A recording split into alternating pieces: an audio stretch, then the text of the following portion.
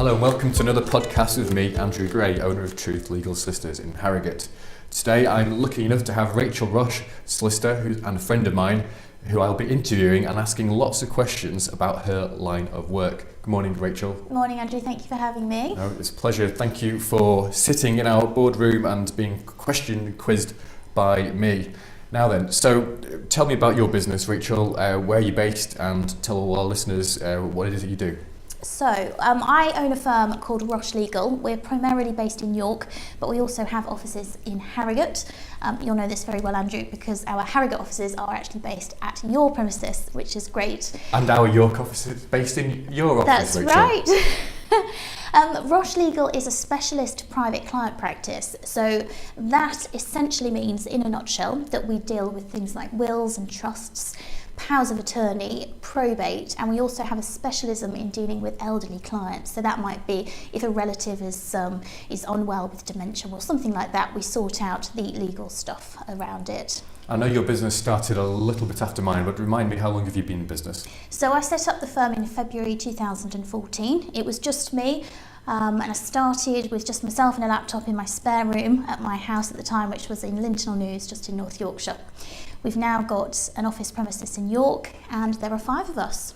That is pretty amazing growth. And you bought your building as well. That is amazing. Yes, yeah, that was a really great milestone for us. Well done. I'm sure in a few years from now you'll have 100 lawyers and everyone will have heard of Roche Legal. Thank you. Pleasure. It's been a great working with you these last few years, and thank you also for doing my wife's will and my will. Pleasure. Talking about wills, a lot of people don't have them.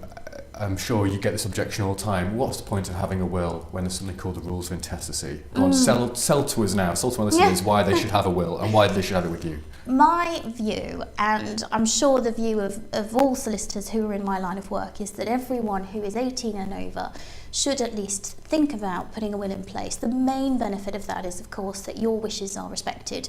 So if anything happens to you, your assets, your children, all of that is tied up and your wishes are known by your family. You mentioned the intestacy rules just then. Those are the rules that take effect if somebody dies and doesn't have a will, but often these rules are not adequate enough and don't reflect that person's wishes.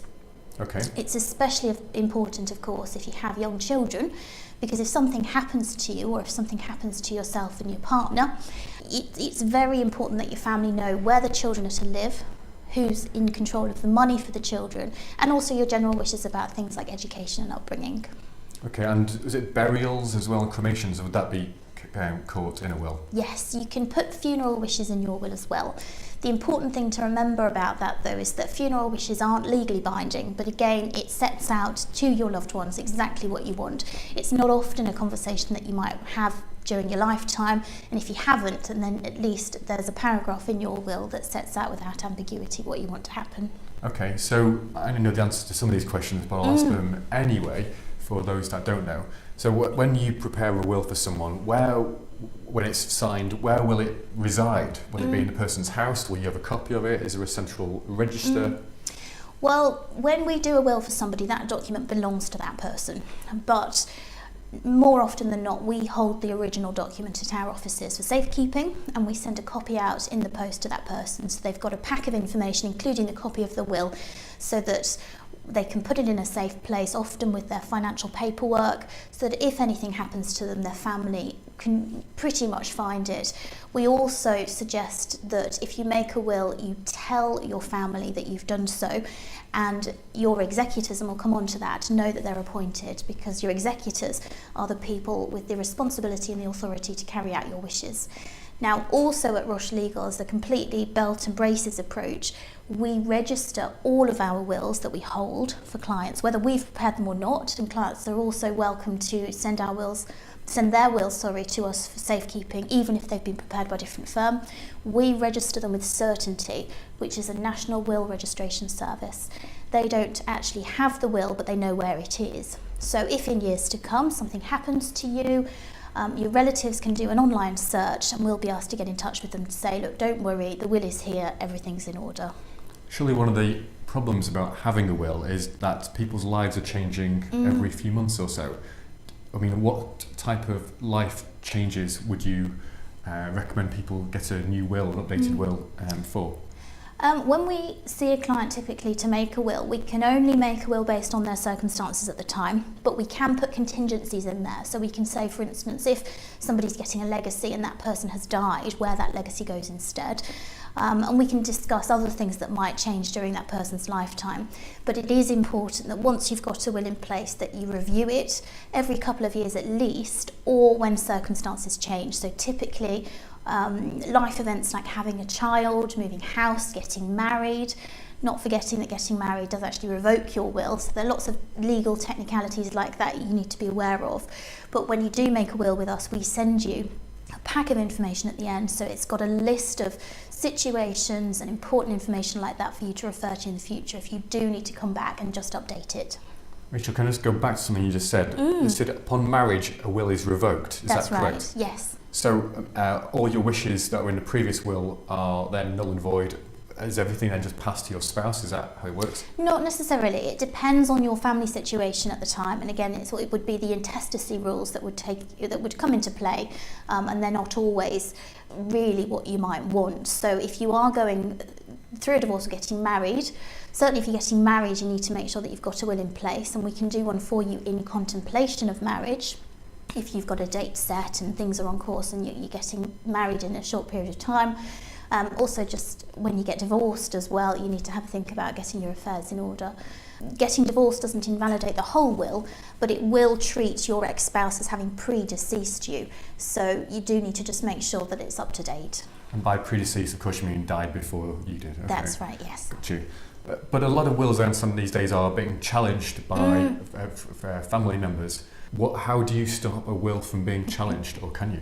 There are certain things that we can do to reduce the likelihood of a will being challenged. And when we take instructions from a client, so that means when we see a client and we get all the information about their lives and what they want to happen on their death, we will point out to them any situations that we might envisage on their death that could cause problems. We might recommend things like accompanying the will with a letter of wishes or a statement, just setting out the reasons why they've done what they've done in their will. And we'll draw to their attention certain laws that might be applicable to them, such that somebody might come out of the woodwork and challenge their will, and we can try and minimise the possibility of doing that. It's not always possible to completely prevent someone from challenging a will, because whether you can or not challenge a will is enshrined in law, so you can't change the law. Sure. But we can look at the situation as a whole and give some proper advice. Okay, taking that a step further, then broadly, what are the time limits for being able to challenge a will? In some cases there are no time limits at all, which makes our job a little bit difficult, but often it will be 6 months from the date of a grant of probate. Now, a grant of probate is a document that you might need after somebody's died to give your executors the authority and the responsibility on paper to deal with your estate. That's typically to close bank accounts, transfer property, deal with the sale of the car, that kind of thing. So probate is essentially a document, and it will be dated on the day that it's produced by the probate registry. And it's normally 6 months from the date of that somebody will typically be able to make a claim if they have legal standing. But whether they do could be on any basis, really. And we'd look at that at the time of making the will. Got it. Now, when some people die, they don't use solicitors to deal with probate. I imagine they'll have a tough time of things. What's your advice about when people ought to use a solicitor or not? Yes, so making a will, you don't need to go to a solicitor. There are lots of different ways you can make a will, and there have been cases in the past where people have made wills in the back of envelopes and they've been valid. But just because a will is valid, it doesn't mean that it suits your requirements. And often, if somebody hasn't taken advice from a solicitor, the will could be completely invalid and an entire waste of time. So we do recommend that you see an authorised and regulated solicitor. So that's somebody who is regulated by the Solicitor's Regulation Authority, because in the very unlikely event that by using a regulated firm there is an issue in the future, you are completely covered by the Solicitor's Regulation Authority and by all the protections afforded to solicitors, as well as an insurance policy that we all have to have in place to safeguard all of our clients in the event that something goes wrong. And these safeguards aren't available for unregulated firms. Got it. But probate specifically, for example, if one of my parents were to die, I could, if I wasn't a solicitor, sort out my parents' own pot. Yeah, you could deal with what's called the administration of the estate yourself.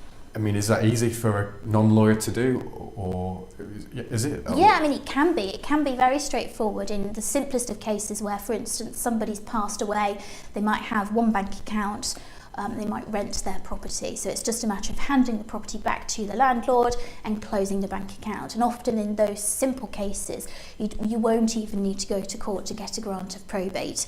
It is just literally a matter of filling in some paperwork at the bank. But some can be horrifically complicated as well. Some estates can be incredibly complicated, and we deal with lots of complicated administrations. It might be that there are several properties.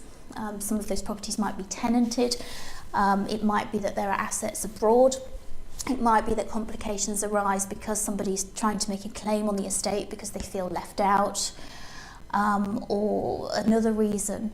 So if you're not sure whether you want to deal with the estate of somebody who's died and you are an executor in that will, it's always best just to come in and see us or see a solicitor, just to go through what it is that needs to be done, and then you can make a decision about whether or not you want to do it yourself. Got it, that's very clear, thank you. Now, talk to me about LPAs, or lasting powers of attorney.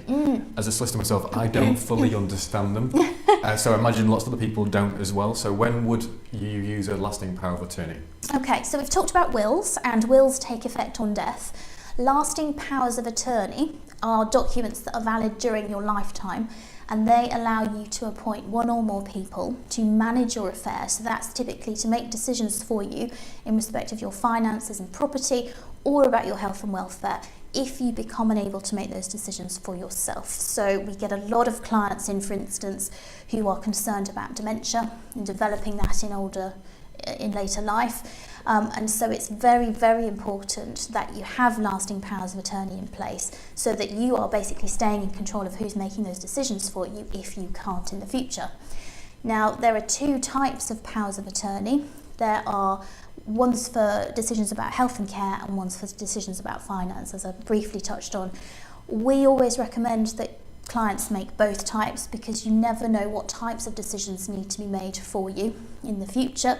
And if you're doing one, you may as well do both. It doesn't take that much longer to do both, and frankly, it's cheaper to do both, with us at least, than it is just to do one and then come back 3 years later and do the other one. Are you comfortable explaining to the audience about your charges for things such as LPAs? Yes, so we have a list of standard charges for our wills and powers of attorney.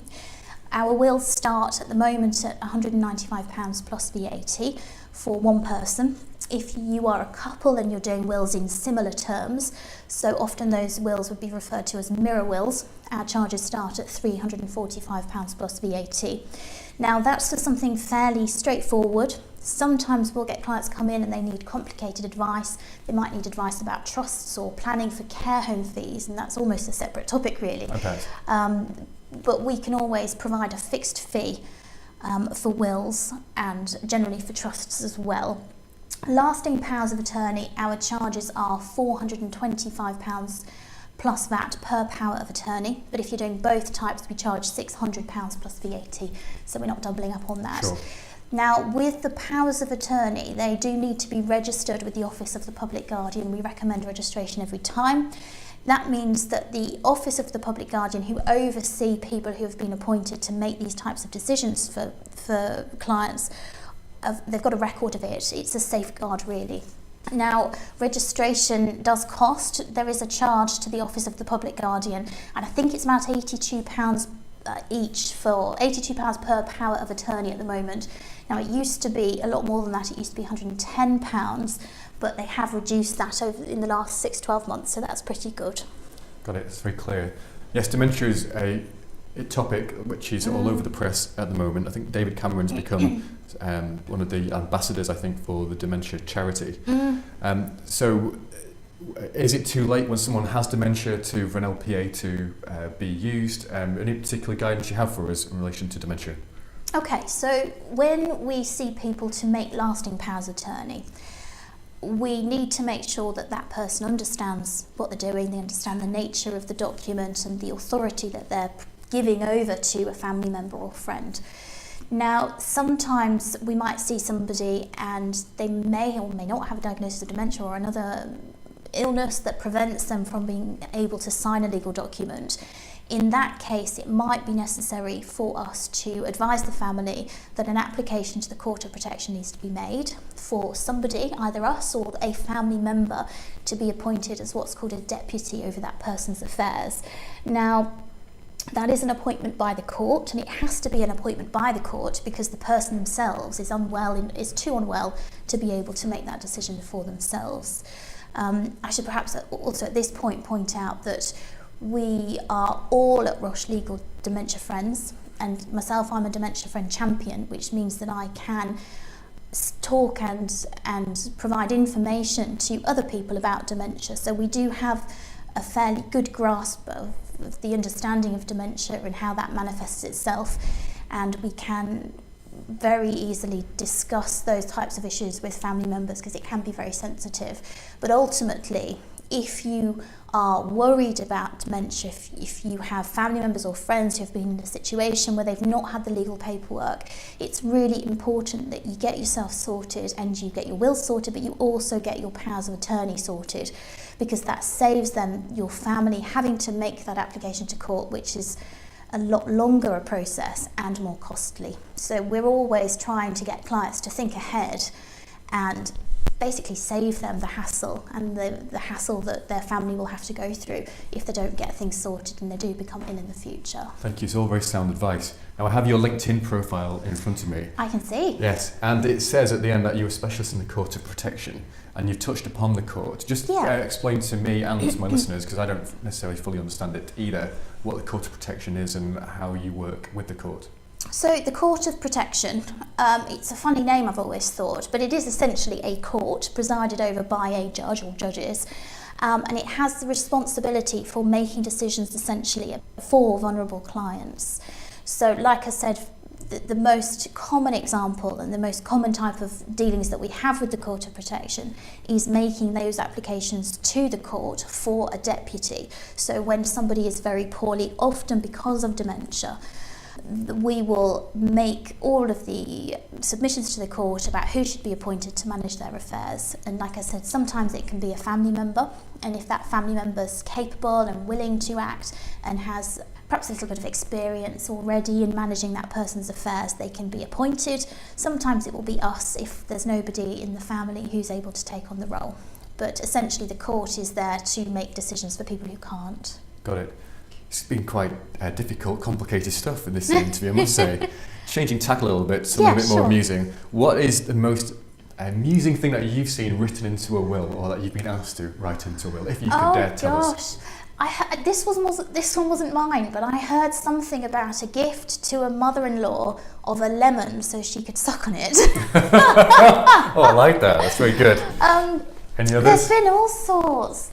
There was one. This one was one of mine. It's not funny particularly, but it will stay with me because it was well interesting. I don't know. You'll have to make your own minds up. But there was somebody who, it must be 10 years ago now, who asked me to say in her will that her beloved pet should be put down and buried with her. Oh. It's the one and only time I've had to do that. I mean, those were her wishes. That's what we had to do. But I'm not sure in this day and age, these days, we would get any requests for that. I've certainly not seen that again. And for charities like the Dog Trust will take your pets from you and look after them, so it's not really necessary anymore. And not bury them with you. No. Yeah, it's a bit weird. Yeah, that's very interesting indeed. Any top tips that you have for anybody listening? Any sort of takeaways that if they could just take anything from this interview, it would just be what you're about to tell me now?